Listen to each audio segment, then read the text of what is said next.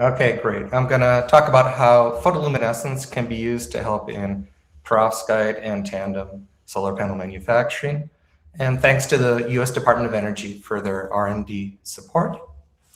So BrightSpot Automation's business model is to sell photoluminescence and electroluminescence metrology really to the entire value chain of photovoltaics, all the way from R&D to product development to manufacturing to deployment. And we're based in Boulder, Colorado. We've been around for a while, over 13 years, have over 250 customers worldwide. Our current growth markets are in space, solar, and what I'm going to talk about today, perovskites. We're a leader in this area with 13 industrial customers and 7 academic and institute customers.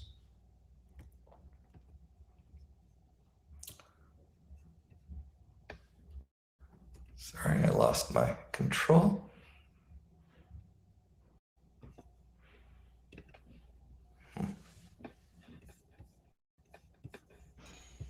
You need any help? Or I'm sorry, what?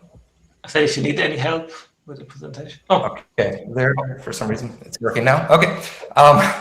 So our mission is to help the manufacturers with some of their manufacturing problems, such as electrical defects, for example, shunts seen here in this PL image at both of the scribe line locations and between scribe lines, material quality variations, manufacturing process drift and variations, and reliability issues as a function of a number of different stressors.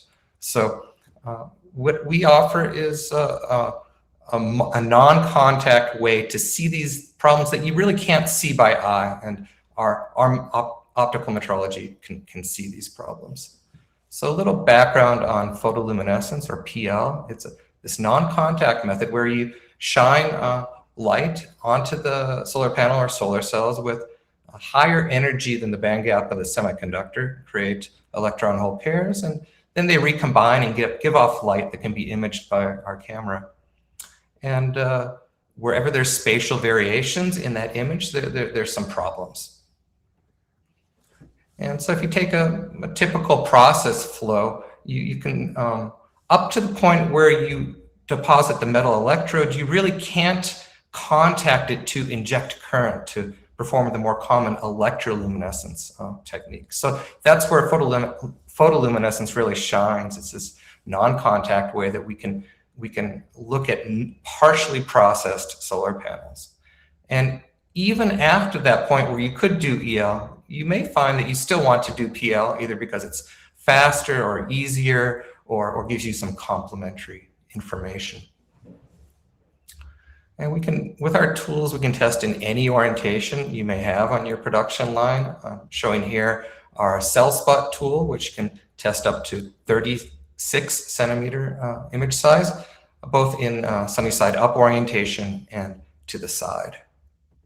And if you have larger panels, our plus spot tool can be used for any size panel.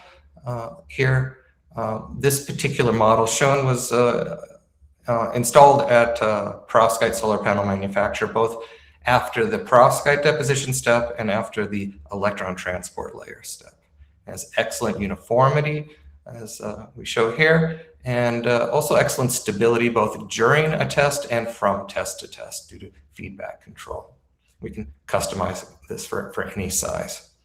What we're building right now, just behind me, is a system for a customer who's going to be testing cadmium telluride panels out in the field directly prior to installation.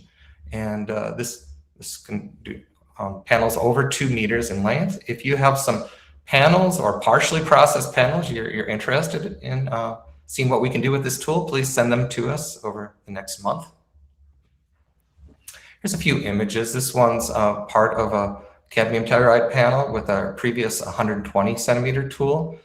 Here you can see a number of shunts and other process variations, as well as the disturbed circuit from the front cracked glass.